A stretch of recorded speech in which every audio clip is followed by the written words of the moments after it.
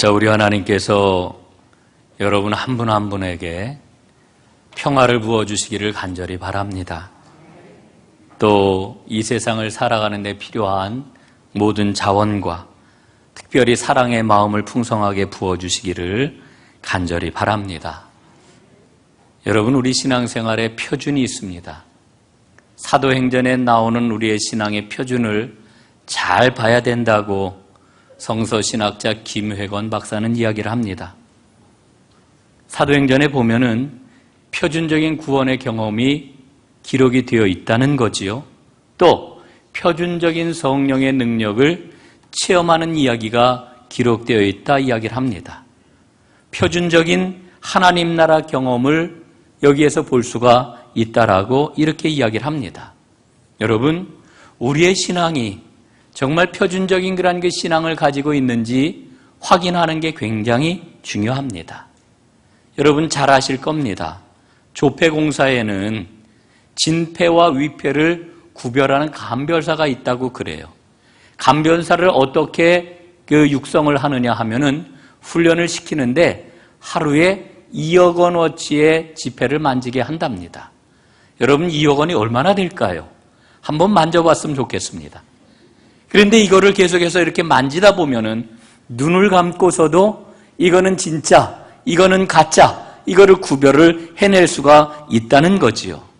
여러분, 우리가 성경을 제대로 읽으면, 바르게 읽게 되면은 성경이 일러주고 있는 진짜 기독교, 진짜 신앙이 무엇인지를 알 수가 있게 되는 겁니다. 여러분, 제가 이 말씀을 왜 드리느냐 하면은 지금 세상에 너무 유사 기독교가 창궐하고 있어요. 또 이단이 창궐하고 있습니다. 여러분, 이단이 얼마나 지금 기승을 부리고 있는지 잘 아시리라 생각을 합니다.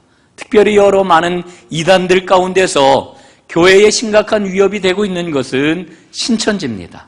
다른 이단들이 교인들을 빼내가기는 하지만은 이 신천지는 교회 안에 들어와서 산 옮기기 작전이라고 하는 것을 수행을 하기 때문에 이 교회적으로 굉장히 많은 그런 그 문제를 야기시키고 있지요. 그런데 여러분이 신천지가 지금 어느 정도로 기승을 부리고 있느냐 하면은 우리 개신교회뿐만 아니라 천주교회까지 들어가서 천주교인들을 미혹을 하고 있다고 하는 이야기를 들었습니다. 그 보도를 듣고 처음에는 저는 믿지 않았어요. 아니, 무슨 천주교회 그 신부님이 있는데 어떻게 사람들을 빼내올까? 이런 생각을 했죠. 그랬더니 방법이 굉장히 교묘합니다. 이를테면 이런 방법을 사용을 해요. 가짜 신부로다 위장을 하고서 성당 안에 들어간다는 겁니다. 가서는 이렇게 이야기를 해요. 나는 오스트리아 빈에서 유학을 하고 거기에서 베네딕토 수도에 이제 소속 신부가 되었는데 잠깐 한국에 들어왔다. 그래서 나하고 교리 공부를 해보면 어떻겠느냐. 이렇게 사람들을 미혹을 한다는 겁니다. 그래서 천주교에서도 지금 신천지에 대한 경계령을 특별하게 내렸다고 하는 이런 이야기를 지난주에 제가 보았습니다.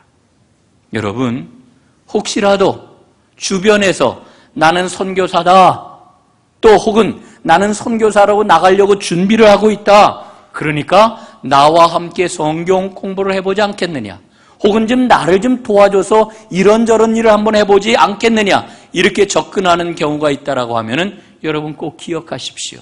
100% 이단입니다. 특별히 신천지의 전형적인 방법이라고 하는 거 여러분 꼭 기억을 하시기를 바랍니다. 교회 밖에서 성경 공부하는 거 절대로 따라가서는 안 됩니다. 제가 이렇게 이야기를 하는 것은 무엇보다도 여러분의 영혼을 1차적으로 염려하기 때문에 그렇습니다. 여러분, 우리가 이런 그 이단을 분별하는 것 참 중요합니다. 그런데 이런 이단을 분별하는 것 못지않게 유사 기독교를 분별해내는 것도 굉장히 중요합니다. 유사 기독교는 어떤 기독교일까요? 이를테면은 하나님의 말씀은 이 세상을 살아가는데 별로 도움이 되지 않는다. 교회 안에서는 은혜롭고 그렇지만은 세상에서는 세상 방식대로 살아가야 된다, 이렇게 이야기하는 것, 이게 바로 유사 기독교입니다. 혹은 하나님의 말씀은 나에게 오로지 축복만을 가져다 주는 말씀이다, 이렇게 이야기하는 것도 유사 기독교입니다. 여러분, 우리가 이 유사 기독교를 잘 구별하기 위해서 오늘 제가 잠깐 사마리아 이야기를 좀 하려고 합니다. 여러분, 사마리아 지역을 한번 생각해 보십시오. 이 사마리아 지역은 오랫동안 유사 신앙을 가지고 살아왔던 그런 지역입니다. 그런 사람들을 가리켜 사마리아 사람이라고 이렇게 이야기를 합니다. 여러분, 원래 이 사마리아는 북이스라엘 땅이었잖아요. 그러나 이 북이스라엘이 아수르에게 멸망을 당합니다. 그러면서 이방인들이 여기에 이주해 와가지고 살게 되지요. 그러면서 이 이방인들이 이 하나님의 백성들이었던 이스라엘과 함께 섞이게 되는 겁니다. 여러분, 사람들이 들어오면 반드시 뭐가 함께 들어옵니까? 신앙이 함께 들어와요. 문화가 함께 들어옵니다. 그래서 하나님 신앙과 이방인 신앙이 도가니와 같이 섞여서 혼동이 돼버리고 말았습니다. 이게 바로 사마리아 땅에서 일어났던 일이지요. 이렇게 섞여버린 사람들을 가리켜 사마리아인, 사마리아 사람이라고 이야기를 하는 겁니다. 유대인들은 이 사마리아 사람들을 아주 미워했습니다. 그리고 상종하지를 않았습니다. 유대인들은 그들을 가리켜서 혈통적으로, 신앙적으로 순수함을 잃어버린 사람이다. 이래가지고 이제 굉장히 미워했습니다. 이방인보다도 사마리아 사람들을 더 미워했던 것입니다. 여러분, 아마 요한복음 8장을 읽으면서 그 예수님을 향한 유대인들의 비난을 기억을 하실 겁니다. 이 유대인들이 예수님을 비난을 하는데 예수님을 뭐라고 비난합니까? 이렇게 욕을 해요. 사마리아 사람이라고 이렇게 욕을 합니다. 여러분, 이와 같이 사마리아 사람에게 나타나는 신앙의 행태는 유사 신앙의 전형을 보여주고 있는 거지요. 세상적인 것과 복음을 적절하게 섞어 놓는 것, 이게 바로 유사 신앙의 전형이라고 하는 겁니다. 사랑하는 여러분, 우리가 믿음 생활을 하면서 능력 있는 삶, 승리하는 삶, 복된 삶을 살아가는 비결이 뭘까요? 유사 신앙으로부터 벗어나 진짜 신앙을 붙잡고 나아가는 것입니다. 여러분이 우리가 진짜 신앙을 제대로 봐야 되는데, 그러면은 이 유사 신앙이 아닌 진짜 신앙은 과연 무엇이겠습니까? 오늘 저는 본문에 나와 있는 사울의 모습에서 진짜 신앙의 전형을 찾아볼 수 있다고 생각을 합니다. 여러분, 그게 뭘까요? 고난입니다. 고난. 여러분, 제가 고난 그러면 왜 신앙생활을 하는데 고난 이야기를 할까? 여러분, 고난을 감당하게 될 때에 이게 진짜 신앙이요, 단단한 신앙이요, 흔들리지 않는 신앙으로 나아갈 수가 있게 되는 겁니다. 사랑하는 여러분, 이 사울의 회심 이야기를 보면은 정말 엄청난 그런 그 드라마가 그 안에 있는 것을 보지 않습니까? 사울이 예루살렘을 떠날 때는 정말 멋지게 떠났습니다. 호기롭게 떠났습니다. 다메섹에 가서 예수 믿는 사람들을 다 잡아오리라 이러고서는 예루살렘을 나섰지요. 그런데 여러분, 그가 중간에 예수님을 만났습니다. 회심을 했습니다. 복음의 정수가 무엇인지를 알게 되었습니다. 그리고 예루살렘에 돌아오게 되었을 때에는 여러분, 사울이 유대인들에게 핍박을 받고 유대인들이 죽여 없애려고 하는 그런 그 사람이 되어가지고 망명자가 되어가지고 다시 예루살렘을 떠나게 되는 거지요. 여러분, 이 두 장면을 생각을 해보면 정말 놀라운 일이 아닐 수가 없습니다.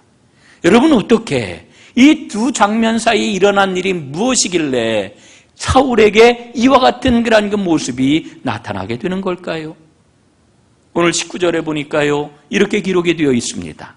사울이 다메섹에 있는 제자들과 함께 며칠 있을세, 이렇게 말씀을 하고 있습니다. 여러분, 사울은 다메섹에 며칠 동안 머물러 있었습니다. 이게 무슨 얘기냐 하면은요, 이 9장 앞에 보면은 사울이 이제 다메섹으로 내려가다가 길에서 이제 호련한 빛 가운데 부활하신 예수님을 만나게 되지 않습니까?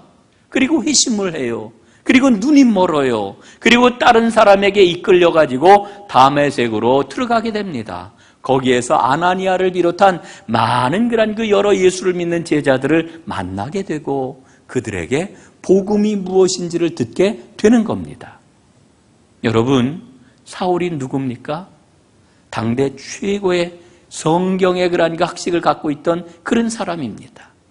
사울은요, 당대 최고의 권위를 자랑하던 가말리엘이라고 하는 그 분 아래에서 학문을 닦았던 그런 사람입니다. 여러분, 가말리엘은 최고의 랍비였고 최고의 존경을 받는 그와 같은 사람이었습니다. 그래서 이 사울은 성경에 아주 능통한 사람이 되었습니다. 여러분, 여기에서 성경이라고 이야기하는 것은 구약 성경을 가리키는 것이지요.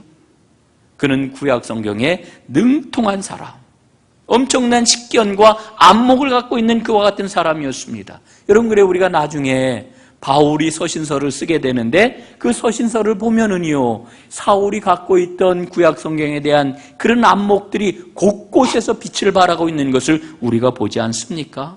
그런데 사울이 제자들의 복음 이야기를 들어보니까 무엇을 알게 되었습니까? 구약에서 말씀하고 있는 그 메시아가 바로 내가 만난 예수님이로구나. 지금 이 제자들이 이야기하고 있는 나사렛 예수가 바로 구약에서 일러주고 있는 메시아라구나 하는 것을 분명히 알게 되었고 거기에 대한 믿음의 확신을 갖게 되었던 겁니다.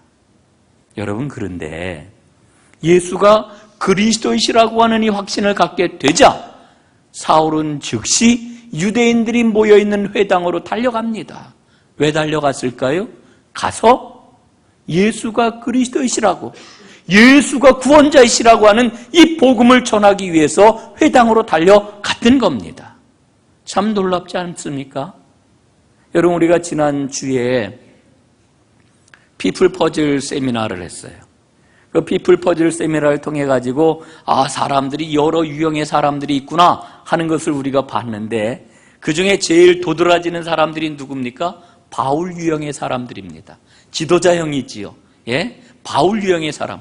여러분, 바울을 보세요. 바울은 마음의 이 복음에 대한 확신을 갖게 되니까 그거 그냥 묻어두지를 못합니다. 곧바로 일어나 가지고 회당으로 달려가서 예수가 그리스도다, 복음을 전하고 있는 것을 우리가 보게 되는 거지요. 여러분, 예수가 누구시냐라고 하는 것은 인생의 가장 중요한 문제입니다. 예수가 누구냐? 여러분, 여기에 대한 답을 이미 여러분과 저는 갖고 있지 않습니까? 여러분, 거기에 대한 답을 분명히 갖고 계시지요. 어떤 답을 갖고 계십니까? 예수는 그리스도, 예수는 나의 구세주, 예수는 우리의 구원자, 예수는 우리의 생명이라고 하는 분명한 답을 우리는 갖고 있는 줄로 믿습니다. 여러분, 그 믿음 때문에 오늘 우리는 이 자리에 있는 것이고 그 믿음으로 우리는 하나님께 모든 소망을 가지고 살아가는 것 아니겠습니까? 여러분, 이 문제가 얼마나 중요한지 예수님께서 제자들에게 물으셨어요. 가이사랴 빌립보에서 이렇게 예수님이 물으시죠. 사람들이 나를 누구라고 하느냐? 여러분, 예수님이 사람들이 나를 누구라고 하느냐 이렇게 물어보신 거는 내가 얼마나 인기가 있는지 한번 얘기를 좀 해주렴? 이래서 물어보신 게 아니에요. 여러분, 왜 물어보셨습니까? 이게 바로 생명이 달려있는 문제였기 때문에 예수님께서는 그 질문을 던지셨던 거지요. 그러자 제자들이 대답을 합니다. 어떤 사람들은요, 세례 요한이 살아났다고 이야기합니다. 어떤 사람은 엘리야라고 그러고요, 어떤 사람은 예레미야와 같은 선지자 가운데 한 사람입니다. 이렇게 대답을 합니다. 그러니까 예수님께서 그 모든 답을 들으신 다음에 뭐라고 그러셔요? 그러면 너희는 나를 누구라고 하느냐? 여러분, 오늘 주님께서는 우리에게 묻고 계시는 거예요. 그러면 너희는 나를 누구라고 하느냐? 여러분, 그럴 때 베드로의 유명한 고백이 거기서 나오지요. 주는 그리스도시요 살아계신 하나님의 아들이십니다. 사랑하는 여러분, 예수는 그리스도이십니다. 우리의 구원자이십니다. 우리의 생명이십니다. 여러분, 그런데 사람들은 이와 같은 사실을 잘 몰라요.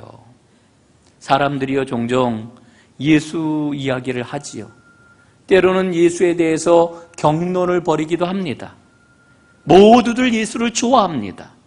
예수는 참 위대한 분, 좋은 분이라고 이야기를 합니다. 그런데 예수님의 십자가를 이야기를 하고 예수가 그리스도이시라고 하는 것을 이야기를 하면은요, 예수가 그리스도이시라고 하는 것을 받아들이는 일에는 사람들이 얼마나 마음을 닫고 인색한지 몰라요. 내가 왜 예수를 믿어? 왜 내가 예수쟁이가 돼? 난 몰라 그런 예수. 이러면서 마음을 딱 닫아버리지 않습니까? 여러분, 이게 사람들의 모습입니다. 모리스 마테를링크라고 하는 사람이 파랑새라고 하는 극본을 썼어요. 거기 주인공이 막달라 마리아입니다. 여러분, 막달라 마리아가 누굽니까? 손가락질 받던 여인이에요. 천대받던 여인이에요. 귀신이 들어와가지고 인격이 다 파탄이 나고 사회적으로 저 여자는 몸을 파는 여자라고까지 이야기하지 않습니까? 몸을 파는 여자야. 손가락질을 받던 그런 여인이었습니다. 그런데 이 여인이 행복에 겨워가지고 이런 고백을 해요. 예수님은 내가 이전에는 알지 못하던 행복을 가져다 주었습니다. 예수님을 가까이 하는 사람은 막 잠에서 깨어난 어린아이처럼 행복해질 수 있답니다. 이러면서 예수님을 소개하고 자랑하는 그와 같은 장면을 봐요. 여러분, 어떻게 이런 일이 일어날 수가 있을까? 막달라 마리아에게 어떤 일이 일어난 걸까? 여러분, 갑자기 부자가 되었을까요? 아니면은 갑자기 신분이 높아졌을까요? 아니면은 갑자기 온 세상에 그 이름이 유명해지는 유명인이 되었을까요? 전혀 아닙니다. 그 여인에게 일어난 것은 오직 하나, 예수를 만났을 뿐입니다. 막달라 마리아가 만났던 그 예수는 과연 누굴까요? 그저 위대한 도덕 선생입니까? 바른 길 일러주는 교훈하는 선생님입니까? 여러분, 그렇지 않아요. 막달라 마리아가 만났던 그 예수는 그리스도이십니다. 구원자이십니다. 여러분, 오늘 우리는 분명히 고백할 수 있어야 됩니다. 예수는 나의 구세주, 예수는 나의 생명, 예수는 나의 능력. 여러분, 이와 같은 고백이 오늘 우리에게 꼭 있어지기를 주님의 이름으로 축복합니다. 여러분, 십자가 없는 예수는 예수가 아니에요. 그리스도가 아닌 예수는 그저 한 위대한 인간에 불과한 겁니다. 그런데 유대인들은 예수를 그리스도로 받아들이지를 않았어요. 인정을 안 했어요. 스데반을 죽였던 이유가 바로 스데반이 예수가 그리스도라고 하는 것을 증언했기 때문 아닙니까? 근데요, 오늘 본문을 한번 보십시오. 사울이 복음을 받아들이게 되자 제일 먼저 한 일이 뭐냐 하면은 유대인들에게 달려가서 예수는 하나님의 아들이십니다. 예수는 그리스도이십니다. 증언을 하고 있는 것을 우리가 보게 되는 거지요. 여러분, 사울은 정말 놀라운 믿음의 사람이었습니다. 여러분, 우리가 신앙생활을 할 때 우리에게 정말 필요한 게 뭘까요? 우리는 하나님 앞에 엎드릴 때마다 하나님께 무엇을 구합니까? 주여, 나를 좀 도와주세요. 나를 위로해 주세요. 주의 평화를 주세요. 주님, 이 문제를 해결해 주세요. 우리는 늘 이와 같은 마음을 가지고 주님 앞에 엎드립니다. 그런 우리를 외면하지 아니하시고 우리 주님은 우리를 위로해 주시고 힘을 주시고 용기와 소망을 우리 주님은 우리에게 허락해 주십니다. 여러분, 이 은혜가 오늘 여러분 모두에게 가득하기를 주님의 이름으로 축복합니다. 그런데 우리의 믿음은 이렇게 보살핌만 받는 믿음, 어린아이와 같은 이 믿음의 자리에 머물러 있어서는 안 돼요. 한 걸음 더 나아가야지요. 어떻게 나아가야 될까요? 독수리가 날개를 치며 올라가는 것처럼 담대함으로 주님의 사명을 감당하는 그런 믿음이 되어야 하는 거지요. 영적으로 성장해서 예수님을 따라가는 삶을 살아야 되지요. 여러분, 예수님을 따르는 이와 같은 삶을 살아가는 하나님의 사람들 꼭 되시기를 간절히 바랍니다. 여러분, 사울은 다메섹에서 예수가 그리스도라고 하는 증언을 담대하게 전하였습니다. 여러분 제일 깜짝 놀란 게 누구였을까요? 유대인들이었습니다. 아니, 이 사울이 지금 예수를 그리스도라고 지금 증언을 하다니 이게 있을 수가 있는 일인가? 그 여파가 너무너무 컸던 겁니다. 사울이 엄청난 일을 감당했던 사람이기 때문에 사울이 그렇게 얘기하는 순간 유대인들은 엄청난 위기의식을 느꼈던 겁니다. 그래서 대책을 세우지요. 그 대책이 무엇입니까? 사울을 없애버려야 되겠구나. 암살자를 세워요. 예, 성문을 지켜요. 결국은 여기 이렇게 있다가는 죽을 수밖에 없겠구나. 그래서 사울이 어떻게 합니까? 살해의 위협을 피해가지고 깜깜한 밤중에 성벽에 광주리를 달아 내립니다. 그 광주리를 타고서 간신히 탈출을 하게 되는 거예요. 그리고는 예루살렘으로 올라가는데, 여러분 앞에서 말씀을 드렸던 것처럼 예루살렘에서도 살해의 위협을 받게 되지요. 그래서 사울이 다시 피신을 한 곳이 바로 다소라고 하는 곳이었습니다. 여러분, 오늘 저는 분명히 말씀을 드립니다. 복음에는 반드시 대가가 따르게 되어 있습니다. 사울은 정말 엄청나게 앞길이 보장되었던 그런 사람 아니었습니까?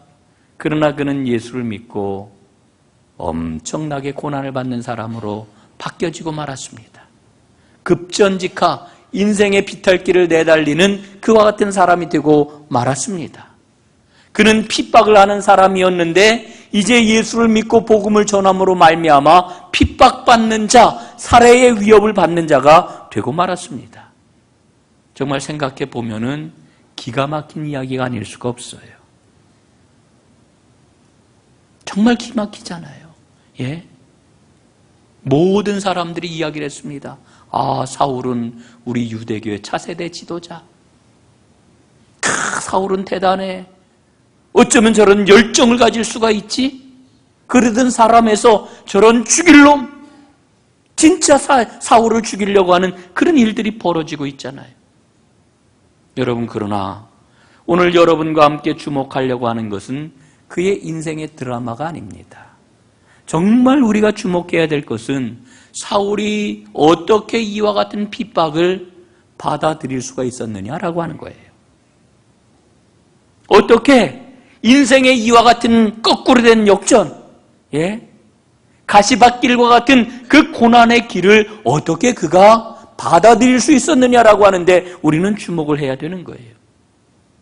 여러분, 어떻게 이런 일이 사울에게 가능할 수 있었습니까? 그것은 바로 예수 안에서 그가 진정한 생명을 얻었기 때문입니다. 인생의 진정한 가치가 무엇인지를 발견할 수 있었기 때문에 그렇습니다. 이걸 가리켜 우리는 예수님이 주는 은혜라고 하지요. 여러분, 주 안에서 새로운 생명과 새로운 가치를 발견하고 그것을 꽉 잡는 하나님의 사람들이 될 수 있기를 간절히 바랍니다. 우리가 사도행전을 읽어 내려가면은 두 가지 유형의 제자들이 나오는 것을 보지 않습니까? 첫 번째로는요, 예수님이 이 땅에 계실 때 예수님과 동고동락하면서 예수님과 지상사역을 함께 했던 12 제자들입니다. 또 하나의 사람들은 사울처럼 예수님이 부활하시고 승천하신 후에 부름을 받은 사람들입니다. 첫 번째 유형의 사람들을 가리켜 우리는 전통을 대표하는 사람이라고 이야기합니다. 두 번째 유형의 사람들을 가리켜 새롭게 그리스도의 임재를 경험한 사람이라고 이렇게 말을 합니다. 우리 기독교의 2000년 역사를 보게 되면은요, 언제나 동일한 원리가 적용이 되는 것을 봐요. 그게 뭐냐? 전통만 가지고서는 안 된다라고 하는 겁니다. 또 한 가지가 있는데 그게 뭐냐? 경험만 가지고선 안 된다라고 하는 겁니다. 전통과 경험이 함께 만나야 되는 겁니다. 여러분 보십시오. 예수님을 따라다니고 예수님에게서 복음의 그런 그 정수를 이제 물려받았던 제자들이지만은 그 전통만 가지고선 충분하지 않았기 때문에 예수님이 뭐라고 그러셔요? 너희들 예루살렘을 떠나지 말고 기다려라. 주님의 성령을 받아야만 했습니다. 그래서 그들은 기다렸습니다. 마찬가지로 다메섹 도상에서 그리스도의 놀라운 임재를 체험했던 바울 역시 그 경험이 진짜 사도적인 경험인지 진짜 복음적인 경험인지 그 확신을 갖기까지는 그는 오랫동안 기다려야만 했습니다. 여러분, 체험이 없는 전통은요, 냉랭하고 차갑습니다. 어떤 역사도 일어날 수가 없습니다. 또 반대로 영적인 체험이 전통으로 검증되지 않으면 그것만큼 위험한 게 없습니다. 공동체와는 상관이 없는 엉뚱한 일들을 행할 수가 있는 겁니다. 여러분, 얼마 전에 우리 교회 권사 한 분이 여러 가지 무리를 일으켰던 거 여러분 다 아시잖아요. 이렇게 만나봤더니 뭐라 그러는지 알아요? 나 하나님의 음성을 들었대요. 꿈으로 봤대요. 환상을 봤대요. 여러분, 아무리 꿈으로 보고 환상을 보고 기도하는 가운데 음성을 들었다 할지라도 그것은 모두 하나님의 말씀과 공동체의 검증을 받아야만 되는 거예요. 여러분, 얼마나 엉뚱한 일들이 많이 생겨나요. 여러분, 그 신천지에서 삼위일체를 말하거든요. 신천지에서 말하는 삼위일체가 뭔지 아십니까? 이런 거예요. 하나님도 영이시고 예수님도 영이시고 성령도 영이신데 이 영이 하나님의 영, 성자의 영, 성령의 영이 모두 다 이만희에게 들어와서 하나가 되었다. 이게 삼위일체래요. 예? 이게 삼위일체래요. 이게 얼마나 황당합니까? 정말 황당무계하지요? 그리고 이만희가 이야기하기를 나는 하나님께 직통계시를 받아가지고 이러이러한 그런 그 교리를 펼친다고 이렇게 이야기를 하고 있어요. 이런 이 억지 주장을 믿는 사람들 뭡니까? 성경을 제대로 알지 못하기 때문에 그래요. 교회 공동체가 뭔지를 잘 알지 못하기 때문에 그래요. 여러분, 그래서 우리 감리교회 창시자 웨슬리는 뭐라고 이야기를 합니까? 교회의 기둥 4가지가 있다고 얘기를 해요. 우리 신앙의 기둥 4가지. 첫째, 성경. 둘째, 이성. 셋째, 전통. 넷째, 경험.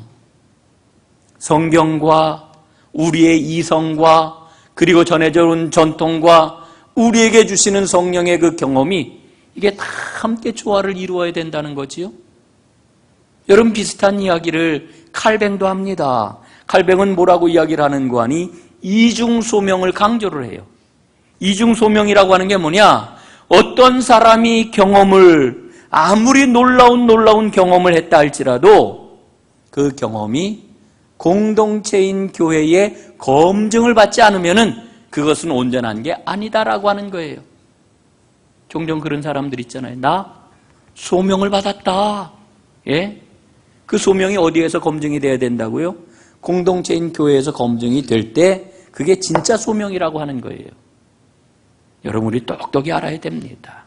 교회는 개인의 종교적인 경험을 확인하고 그 경험을 지속하고 성장하게 하는 요체인 것을 우리가 놓치지 말아야 됩니다. 이제 오늘 말씀을 마무리 지으려고 합니다. 여러분, 교회가 뭘까요? 교회는 사람입니다. 오늘 교회 이야기를 하려고 이렇게 긴 이야기를 했습니다. 바울의 신앙을 통하여서 진짜 신앙을 갖는 사람이 어떤 사람이냐, 그리고 진짜 신앙을 갖는 사람이 교회에는 절대적으로 필요하다라고 하는 것을 이제 결론적으로 말씀을 드리는 거고요. 또 하나 우리가 주목하는 사람이 있는데 그 사람이 누구냐? 바나바입니다. 바나바는요, 예루살렘 교회가 사울의 신앙을 확증하는데 결정적으로 기여하고 공헌을 한 사람입니다. 예루살렘 교회가요, 사울의 이야기를 들었습니다. 사울이 예수님을 만났다고 그러더라. 거기에서 끝나지 않고 사울이 즉각적으로 나가서 복음을 전한다고 그러더라. 예수가 그리스도라고 아주 힘있게 전한다고 그러더라. 그리고 유대인들에게 핍박을 받는다고 그러더라. 이야기를 다 들었어요. 그랬는데도 불구하고 예루살렘 교회는 고개를 갸우뚱했습니다. 뿐만 아니라 예루살렘 교회는 사울에 대한 두려움을 갖고 있었습니다. 그래서 어느 누구도 사울을 만나려고 하지를 않았습니다. 그런데 바나바가 나서가지고 사울을 사도들에게 이끌고 옵니다. 그래서 사귀게 합니다. 사울의 이야기를 듣고 검증을 하게 합니다. 그래서 이야기를 다 들어보니까 그의 모습을 보니까 틀림없는 복음의 역사거든요. 틀림없는 하나님의 역사이거든요. 그래서 사울은 예루살렘 교회의 일원이 되었고 그가 경험했던 모든 경험들은 복음의 경험이라고 하는 것들이 확증이 되었던 겁니다. 여러분, 오늘 우리에게는 바나바와 같은 사람이 절실하게 필요한 줄로 믿습니다. 여러분 모두가 바나바가 될 수 있기를 간절히 바랍니다. 아유, 아무개 권사님이 바나바 하시면 잘할 텐데. 아니요, 내가 바나바가 돼야 됩니다. 여러분 한 분 한 분이 꼭 바나바가 될 수 있기를 주님의 이름으로 축복합니다. 예, 여러분 우리 교회에 원래부터 다니신 분들은 잘 들으셔야 됩니다. 제가 새로 우리 교회에 나오시는 분들 이야기를 들어보니까요, 참 좋대요. 우리 교회 너무너무 좋고 은혜롭고 따뜻하고 다 좋은데, 그런데 이구동성으로 하시는 말씀이 있어요. 그게 뭔지 아십니까? 우리 전농교회가 세대요. 엄청 세대. 예? 이 발음이 제가 막 세게 해가지고, 예? 우리 전농교회가 세다는 겁니다. 아이, 도대체 뭐가 셀까? 믿음이 세다는 건가? 헌신을 세게 한다는 건가? 헌금을 세게 한다는 건가? 근데 다 아니에요. 그럼 뭐가 세다는 걸까? 예? 여러분, 오래 다니신 우리 교인들, 벽이 이렇게 있어요. 그리고 그 벽 때문에 생겨나는 그러한 마음에 이런 뭡니까? 차단되는 이런 일들이 세게 나타난다는 거예요. 여러분, 이게 제가 한두 사람에게 들었으면 이 얘기를 안 해요. 우리 자신을 한번 돌아봐야 됩니다. 그 면에 있어서는 우리 교회가 센 교회가 아니라 부드럽고 소프트하고, 예, 모든 걸 열어놓는 그런 교회가 될 수 있기를 간절히 바랍니다. 예, 그래야 합니다. 여러분 보십시오. 사울의 그러한 그 경험이 교회 공동체 안에서 확증이 되어지고, 그리고 이제 바나바가 일어나서 사울을 교회 안에 한 일원으로 온전하게 받아들이게 되었더니 어떤 역사가 일어났습니까? 오늘 31절 말씀입니다. 그러므로 라고 하는 말로 시작이 되지요. 세 번역으로 한번 읽어드리겠습니다. 그러는 동안에 교회는 유대와 갈릴리와 사마리아 온 지역에 걸쳐서 평화를 누리면서 튼튼히 서갔고, 주님을 두려워하는 마음과 성령의 위로로 정진해서 그 수가 점점 늘어갔다. 여러분, 우리 교회가 부흥하기를 원하시지요? 날마다 기도하시지요? 그런데 우리의 그러한 그 부흥의 초점은 어디에 맞춰져 있습니까? 수가 더 늘어나는 것, 이 자리가 차고 넘치는 것. 여러분, 거기에 초점 맞추고 기도하지 마세요. 그건 그냥 저절로 따라오는 결과입니다. 오늘 보니까 세 가지 부흥을 얘기를 하는데, 첫째는 내적인 부흥, 둘째는 영적인 부흥, 그리고 저절로 따라오는 수적인, 양적인 부흥을 말씀해 주고 있어요. 내적인 부흥이 뭡니까? 교회가 평안하에 든든히 서가고, 이를 위해서 우리가 기도하고 마음을 모아야 될 줄로 믿습니다. 두 번째가 뭡니까? 영적인 부흥입니다. 진실로 주를 경외하는 믿음, 성령의 위로를 힘입어서 진행하는 교회, 이게 영적인 부흥입니다. 사랑하는 여러분, 이 부흥이 일어나게 될 때에 양적인 부흥은 저절로 일어나게 될 줄로 믿습니다. 여러분, 유사신앙을 버리고 진짜 신앙을 붙잡으십시다. 그리고 우리 모두 다 바나바가 되어서 우리 안에 혹시 보이는 장벽이 있다면, 문턱이 있다면 이 모든 것들을 다 제거해 버리십시다. 그럴 때 내적인 부흥, 영적인 부흥이 일어나는 놀라운 우리 전농교회가 될 줄로 믿습니다. 이 부흥의 주인공이 되어서 하나님의 축복을 마음껏 누리는 축복의 주인공으로 우뚝 서는 여러분 모두가 될 수 있기를 간절히 바랍니다. 기도하겠습니다.